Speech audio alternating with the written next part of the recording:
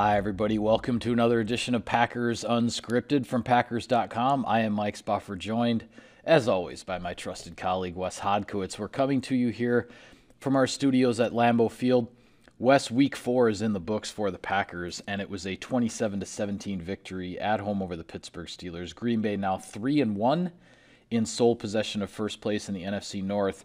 And with this win, if we want to start on the offensive side of the ball, I think it begins with talking about two guys on offense who were pretty darn quiet the first 3 weeks of the season, but they really showed up big against Pittsburgh. And I'm talking, of course, about Randall Cobb and AJ Dillon. Yeah, and let's start with Randall Cobb, because this is the story of the latter half of the offseason for the Green Bay Packers. The decision a week before the start of training camp, they're going to acquire Randall Cobb from the Houston Texans. Aaron Rodgers gets his old, his partner back. And, for the last 2 months, we've basically been wondering, okay, what is Cobb going to do in this offense? You see how he could fit, and you understand where he could potentially be maneuvered and can make an impact, but he'd only played 48 snaps in the first 3 games. Right. Well, Marquez Valdes-Scantling goes down with a hamstring injury, ultimately gets placed on injured reserve, and it's the Randall Cobb show. And it was really apropos, I felt like, because one of the first questions Matt LaFleur was asked on Monday after the game was, was it a big point of emphasis to get Cobb involved? And he said no. That's just kind of the way it happened. And just seeing what he does in the middle of the field, Mike, I made a comment during the game on Twitter. The Packers like to be multiple. They like to have guys that can do everything, usually bigger body type guys, not typically the 5'10 variety. Yeah. But Randall Cobb does feel a need for this offense. Obviously on third downs, huge production there. But just the way, even at 31 years old, he's able to knife through the middle of the field and find separation. And he is freaking fearless when there's a safety bearing down on him. The guy catches everything. I was really impressed by Randall Cobb. And for him to be able to catch the 420th touchdown in Aaron Rodgers' career, a really special night for a very special player. Yeah, absolutely. He's targeted 6 times in the game, comes up with 5 catches. The other one was actually where he and Devontae Adams were both in the same area. An example of how both of those guys are kind of on the same page always with Rodgers, because they both saw the same thing on the field, went to the same place, and Cobb didn't realize that Adams was there to catch the pass. But that aside, 5 receptions on 6 targets for 60-plus yards, gets the 2 touchdowns, his first 2 touchdowns of the season. And the production on third down, it was funny because I'm, doing the live blog during the game and chatting with the fans and whatnot. And after those first 2 third down conversions, which set up then Rodgers scrambling for the touchdown, the Packers' first touchdown of the game, the fans who were sending in the comments every time it was third down, they would just say third and Cobb, third and Cobb, third and Cobb. But that's what it felt like, right? I mean, Aaron Rodgers, he knew where he could go with the ball if he saw Cobb getting that separation somewhere in the middle of the field, and the throws were right on target. The production was there. Now, we'll see what this means now for the Packers offense going forward with, as you said, Valdes-Scantling is on injured reserve. He's out at least a couple more weeks. We'll see how long it is before he's back. But then the other element that developed a little bit with this offense on Sunday was the number 2 running back in Dillon, because we've been talking about it, whether you want to call it, the thunder and lightning, the 1-2, the fastball and the changeup, whatever the case might be. AJ Dillon is a different type of running back from Aaron Jones, but we saw how effective he can be against a straightforward, stout defensive front. And a lot of times it was just, it was line up with the 3 tight ends, push the pile for 4 or 5 yards. What the Packers were doing on the ground against a pretty good run defense, I thought was impressive. Yeah, 2 weeks in a row, Mike, where they really had to earn every single yard that they got. But in this game, they actually ended up having some explosive plays. Dillon has his longest carry of the season, 25 yards, right down to the 1-yard line of Pittsburgh. And Aaron Jones actually had his longest carry of the year as well at 15. Yeah. Really having to work hard for some of the yardage that he picked up. But what I loved about Dillon was the 4-minute aspect of him in the second half.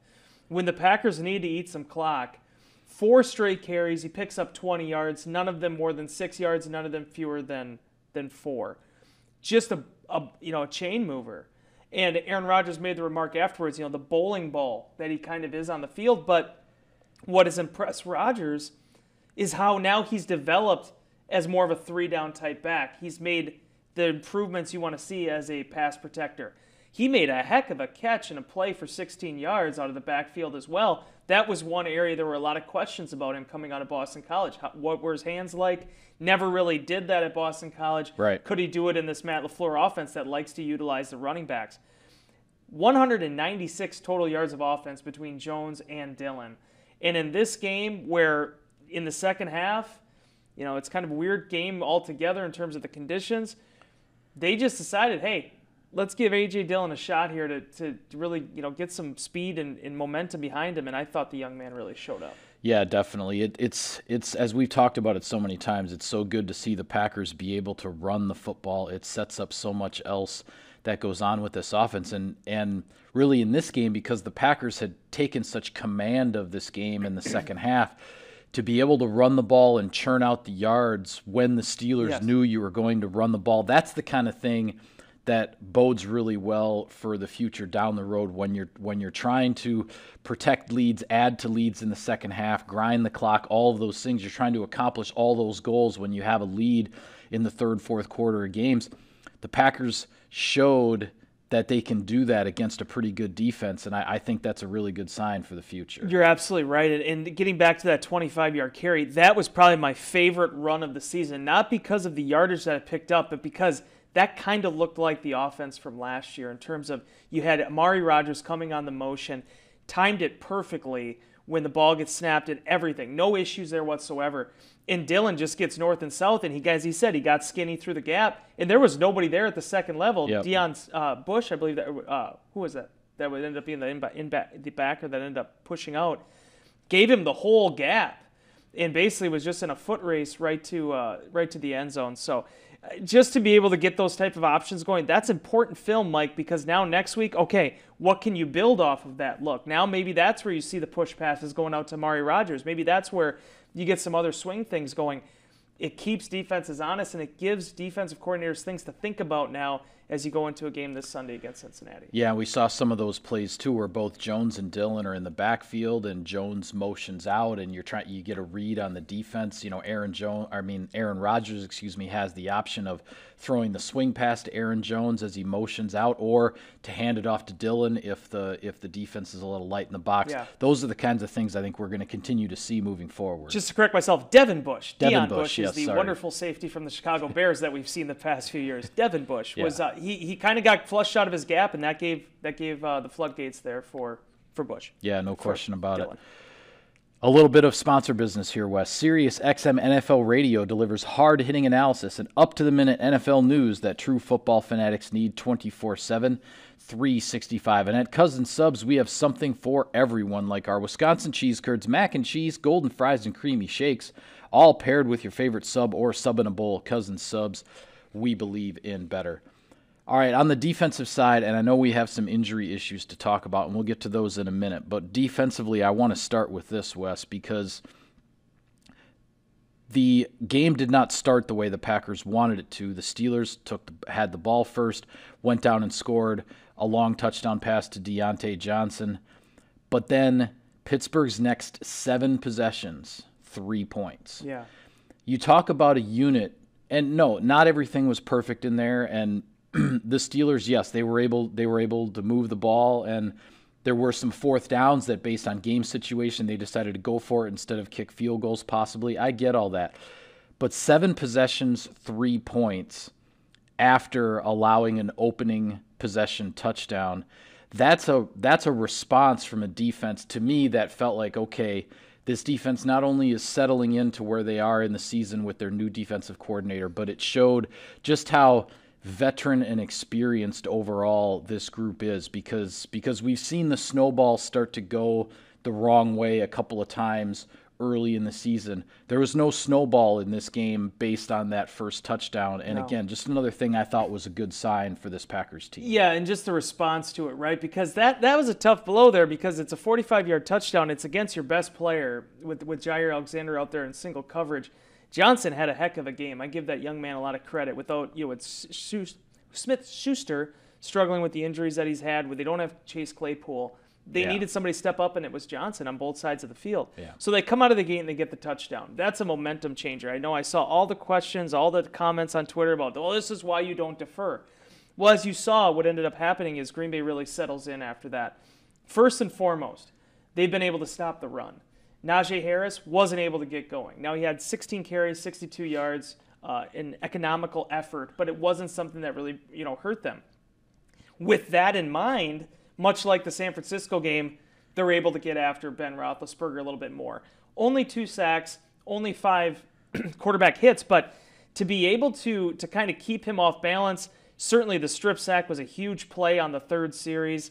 There were so many little things that worked against the Steelers in this, whether it was Kingsley Keke getting home, Kenny Clark being able to pick that up, the points off of that with Randall Cobb. Yep. The 20-yard punt in the second half by Harvin. There are little things that you look at the way this game flowed. Green Bay they out-battled them in all 3 phases, and I thought a lot of that had to do with how the defense responded early on. I thought this was a great game for Kingsley Keke. I really thought him and Kenny Clark, those guys pushed the front. And as Keke said after the game, that's what they felt like they needed to do in this thing, because you can't let Roethlisberger step up into his throws. They took that avenue away, and they came out with a rather dominant performance. Yeah, I thought what the Packers were able to do up front is, more often than not, with a standard 4-man rush the bulk of the time, we saw the pocket closing in around Ben Roethlisberger. And no, the Packers didn't rack up a whole bunch of sacks. Roethlisberger was not on the ground a whole bunch. But you also didn't see Roethlisberger getting all that comfortable in the pocket, because it just seemed like it was closing in around him quite a bit. And Roethlisberger did miss a couple of throws that the future Hall of Famer, we're used to seeing him make those throws. And you wonder, okay, so was that little bit of lack of comfort in the pocket, does it make that throw just a little bit off? I mean, it all plays into it, and was part of this defensive effort. The bad news, of course, is that Jair Alexander went down in this game with a shoulder injury. Made a terrific play for a 4th down stop that we've seen him make for the last 3 years. Yeah, made a terrific play on a 4th down stop late in the third quarter. The Steelers were throwing short of the sticks, trying to get a little catch and run from their rookie running back Najee Harris, and Alexander's right there, goes low, upends him, but he injures his shoulder, leaves the game, is taken to the locker room on a cart. And the latest we heard from Matt LaFleur on Monday in his day after game news conference is that they're still gathering a bunch of information on this injury, looking at different scenarios, different opinions in terms of how to proceed with regard to this injury. So we don't really know anything at this point other than Jair Alexander is probably going to be out for a while. We just don't know exactly how long at this point. This is potentially a game changer in a sense for the Packers defense, because you're already without your other second-team All-Pro from the unit in Zadarius Smith with the back injury, and now Alexander, the second-team All-Pro at corner, is down with an injury. Well, and the fact that he played as well as he did in this game. I saw the one stat that, there was the 45-yard catch early on, but after that... He got a little hand in the back on that one, just a little bit. I give Johnson credit, though, because when I saw it live, I was like, oh, that's a push-off. But then when I saw the replay...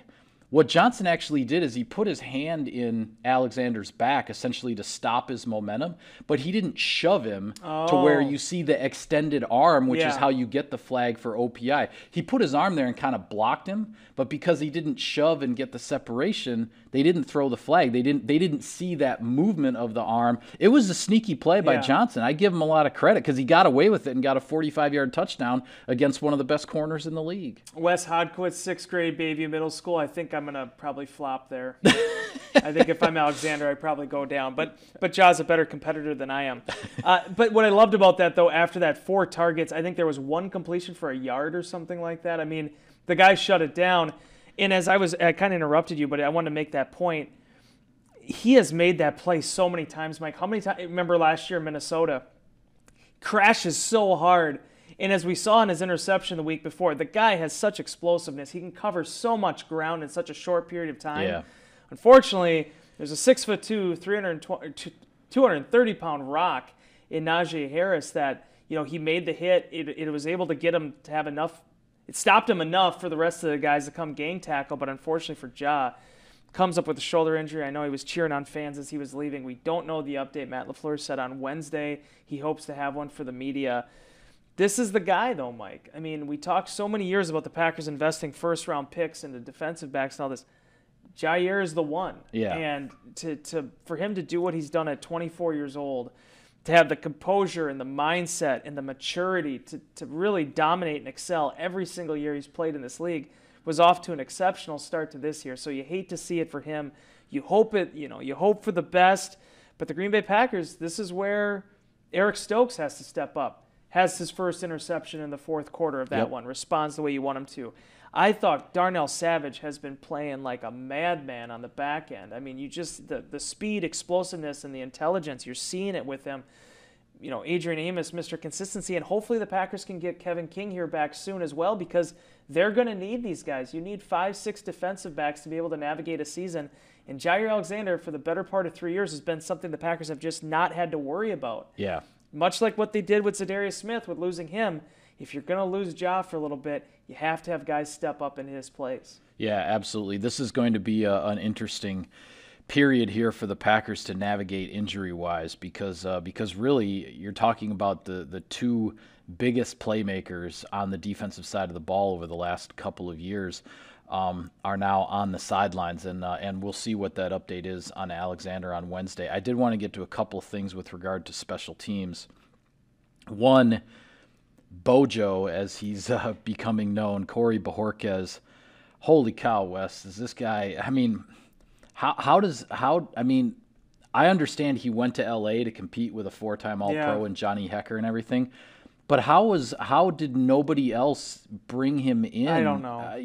It's absolutely amazing to me that this guy with this much with the track record he has and the talent that would obviously be on display at any moment that you bring a guy like this in for a workout, that here the Packers have him, and it's a big bonus because he pins the Steelers on the 4-yard line with the I forget what it's called, but it's basically where he drops the ball sideways. The banana punt. Banana punt, that's what it is. Yeah, he drops the ball sideways and kicks it so it's spinning, it's a kickoff spin, but in the sideways way, if that makes any sense. Johnny it's hard Hecker, to describe. man, for the Hall of Fame. But he pins the Steelers on the 4-yard line there early in the game, which then the defense does get the stop and the ball back. And then when the Packers are backed up and he's punting out of the back of the end zone, he blasts a 57-yarder. Malik Taylor as the gunner, beats his guy on the outside, and you get a fair catch off of a 57-yard punt out of the back of your end zone. You can't ask for a better impact on field position from a punter than what Bojo's given the Packers here. Yeah, I'm starting to call him the scientist because just the way he looks at punting is it is incredible. The physicist is probably what I should call him. I mean, he talked about it. It was such an interesting interview. You were a part of it in the media auditorium, but just the way he looks at it. Because, when you're playing in the park with your friends back in the day, if somebody's going to punt the ball, or maybe you do that for your kickoff, they're just looking to hammer it, right? Yeah, swing away, crush it. Yeah, but Bojorquez said, it's like, no, you don't want to out-punt your coverage. But in that particular case, you're backed up in your own end zone. You're having to do the short punt, where you're not going to have as much time. And if you looked at what Pittsburgh was sending, they had one guy on each side as far as jammers. They were sending the house to try to block this punt. Yeah. So Bojorquez just let it fly, and you give credit to Malik Taylor going down. It had a really nice run off the left side as the gunner. The kid's really talented, Mike, and with all due respect to J.K. Scott, as I've said before numerous times, has all the ability in the world. Directionally, he struggled, and that was where kind of the disconnect was. He couldn't place it where he needed to place it along the sidelines.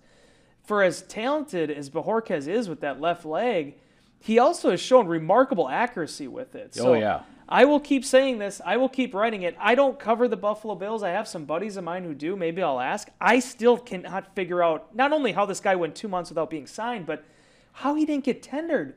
I mean, he is a really talented young man, and he was a great find for Buffalo coming out of New England. So we'll see where things head. Obviously, 4 games does not make a career, but they wanted to get hang time. They wanted to get improvements. They felt like they could get better with their punt coverage, And Bojorquez has done a big job in that. Yeah, well, the salary cap crunch obviously leads to certain things happening, like Corey Linsley has to walk in free agency, right? Well, the Packers in the salary cap crunch situation have taken advantage of two things in bringing in Corey Bojorquez and Devondre Campbell, two guys who are playing major roles on this team for contracts that were much less than what they were hoping for, what they were expecting as free agents on the market. The Packers jump in and take advantage there, and it's paying dividends. One other thing on the special teams, though, Packers have some things to look at with regard to the field goal and the field goal protection, because Matt LaFleur mentioned it on Monday when I asked him the follow-up on it, and I give credit to an Insider Inbox reader, and I apologize for not remembering the individual's name at the moment, but I answered the question late Sunday night after the game that this reader had noticed that when the Steelers were called for offside but blocked the field goal at the end of the first half, the guys on the edge there, I believe it was Joe Hayden and Minka Fitzpatrick were the two on the edge. They essentially went off of Bojorquez with his top hand, flashing the hand, which is the signal for the snap. And apparently the Packers have been doing that, but not, flash the hand and count 1,000, 1,002 or something like that. It's been flash the hand and snap the ball, right?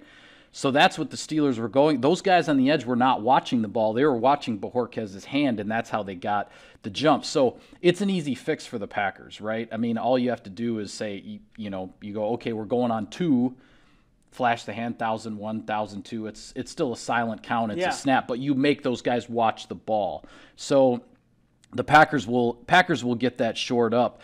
But this whole question of whether or not those guys were offside, very, very interesting, because it certainly was close. It looks like they're offside in live action, but then when you slow it down, not so sure. As it turns out, the Packers get the second try at the field goal. They get it at the end of the half instead of having the 7 points the other way. But an interesting turn of events there at the end of the first half. It is funny because basically the offsides it kind of comes down to how quickly Hunter Bradley snaps the ball then. Yeah. I mean, if he just waits that, I'm talking milliseconds. Oh, yeah, absolutely. In terms of it actually coming out. To me personally, now we do not have a good vantage point. Press box at Lambeau Field is fantastic. It's one of the best in the league. But from when we're sitting and where that ball was coming, all we could see is the guys coming off the edge. Yeah. I didn't have a good look at all of what was happening.